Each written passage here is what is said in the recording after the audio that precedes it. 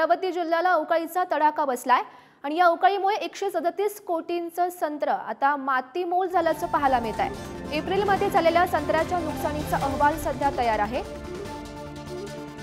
तर महत्त्वाची बातमी आपण पाहतोय, अमरावतीमध्ये सध्या अवकाळीचा तडाखा बसल्याचं पाहायला मिळत आहे आणि या अवकाळीमुळे 137 कोटींचा संत्रा मातीमोल झाल्याचं पाहायला मिळत आहे। आणि आपण त्या संदर्भातली दृश्य सुद्धा पाहतोय, मोठं नुकसान झाल्याचं पाहायला मिळत आहे आणि एप्रिलमध्ये झालेल्या संत्र्याच्या नुकसानीचा अहवाल सध्या तयार दिसतोय।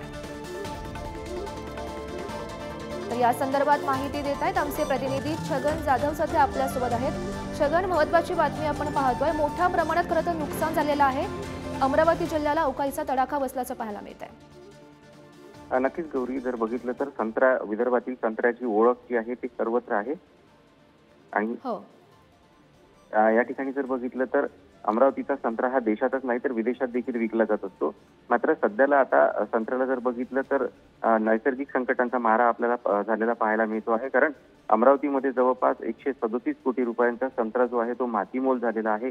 आता जर संत्र्याची प्रक्रिया बघितली तर संत्रा जो आहे तो पूर्णपणे अवकाळी पावसामुळे गळून पडल्याचं चित्र आपण दृश्यांमध्ये देखील पाहू शकतो।